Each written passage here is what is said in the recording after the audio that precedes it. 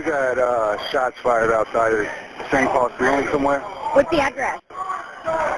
1045 to 45 Hudson.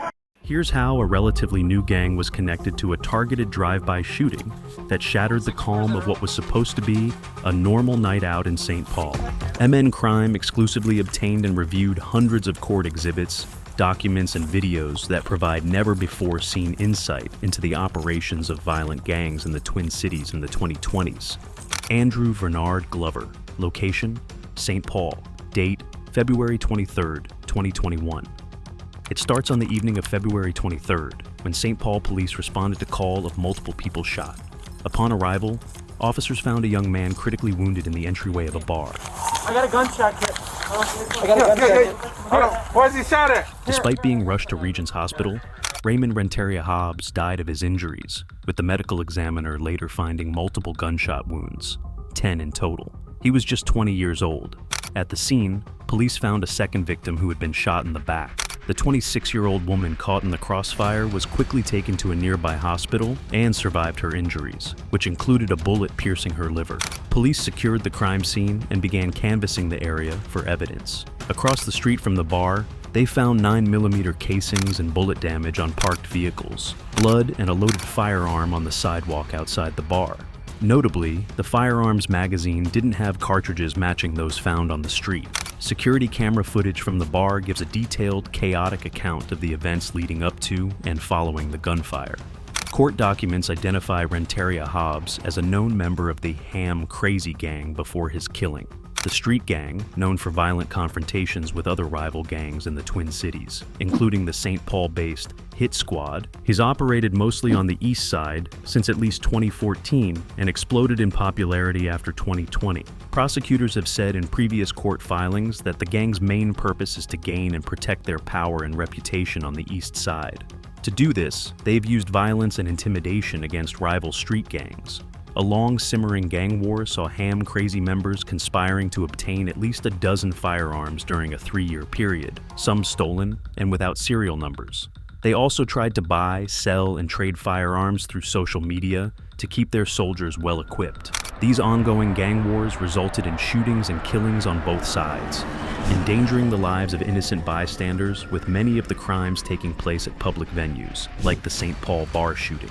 Ham Crazy members were confirmed to be involved in a July 2019 shootout at a live music event in northeast Minneapolis, exchanging gunshots with rival members of the Free Shots gang, based in North Minneapolis, and Rolling 30s Bloods members, who are known to operate in South Minneapolis. About 30 minutes before the first 911 call that February night, Raymond Renteria Hobbs arrived at the bar. Unbeknownst to him, it would be the last hour of his life. Surveillance video shows that shortly after his arrival, Andrew Bernard Glover, driving a Dodge Journey, along with his acquaintance Bobby Cole Jr., parked across the street, got out and entered the bar. Inside, Cole and Renteria Hobbs greeted each other, but Renteria Hobbs didn't acknowledge Glover, who was seen on surveillance wearing a Snoopy sweatshirt and a distinctive hat. Renteria Hobbs moved to the bar's patio alone. A short time later, Glover followed him and approached. The security footage shows Renteria Hobbs engaging in animated conversation, turning his back to Glover, and then speaking again before shaking his head and returning inside the bar. Glover followed him back inside and appeared to be watching Renteria Hobbs, making several attempts to gain his attention. The two men returned to the patio briefly before going back inside. At one point, Glover made a phone call and then left the bar. At the same time, a car pulled up outside and idled. Glover approached this car, talked briefly with someone, and then walked away as the car drove off. He crossed the street to his own vehicle, entered the driver's side, and his car's headlights flickered before going out. Meanwhile, inside the bar, Cole was seen trying to persuade Renteria Hobbs to go outside. At 8:02 p.m., Cole and Renteria Hobbs exited the bar and walked across the street toward Glover's car. Cole went to the passenger side while Renteria Hobbs stood near the driver's side. The security footage captures these movements, setting the stage for the shocking events that followed. Almost immediately after Cole and Renteria Hobbs approached the car, people outside and inside the bar react to the sharp sounds of shots being fired. A woman outside is seen taking cover from the gunfire behind a vehicle. The lights on Glover's car turned on, and it sped away. The surveillance footage shows Renteria Hobbs stumble towards the bar, with a firearm falling onto the sidewalk.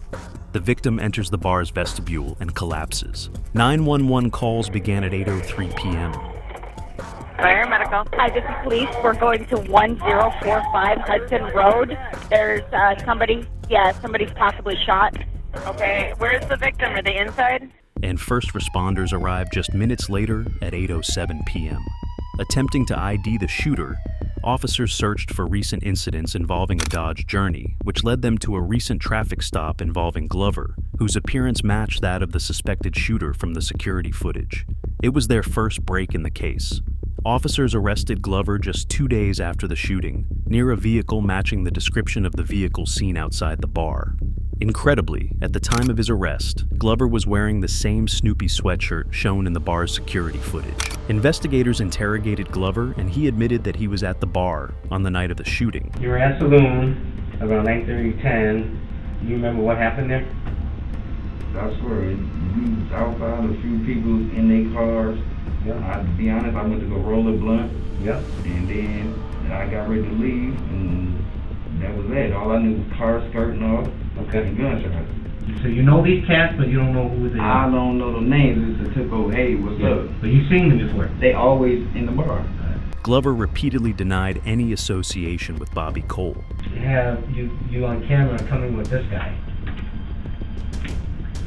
No, that guy was outside. He never came in my car, sir. All right, well, he walked out with your little brother's friend. Hey, And they walked to your car. they walked. I seen. Listen, didn't nobody get in my car. Gunshots go off. I skirts off. Didn't know. We got video of it. Okay? Didn't nobody get in my car. That's why. I'm telling you. We've got video of him walking out there to your car, and this guy walks out there with him. Okay? He never got in my car, sir. He outside with the girl. He was in a bar talking to What's the his girl. name? I don't know him. I never saw him. That's what I'm saying. Never know him? He's from Chicago or something. He knows you? I don't know who the f*** he is. Police impounded Glover's car, and, after obtaining a search warrant, they examined it for gunshot residue, fingerprints, and DNA samples. Testing identified gunshot residue in the vehicle, which indicated that someone in or nearby shot a firearm, or someone had gunshot residue on them when they got inside. Forensic specialists matched Glover's fingerprints to prints lifted from the car, but didn't match any to Cole. Police executed a search warrant at Glover's residence, specifically for clothes he wore during the shooting and for the murder weapon. At the residence, officers discovered the hat Glover wore the night of the shooting, a loaded Burst of Thunder .380 handgun wrapped in a rag on a top shelf, and rounds of 9mm and .22 caliber ammunition. DNA testing on the grip of the firearm revealed a mixture of DNA from 3 or more individuals, with Glover's DNA profile as a major contributor. Notably, a Bursa .380 cannot fire 9mm rounds like those used in the shooting. For this reason, the 9mm ammunition was relevant in finding that Glover possessed the type of firearm used in the murder, a weapon that was never found. Glover's attorney moved to suppress this evidence, including the Snoopy sweatshirt, arguing that the officers lacked probable cause to believe he had committed a crime. The defense also moved to suppress the evidence found during the search of his home, including the hat and 9mm ammunition, arguing that law enforcement misrepresented information in the search warrant application.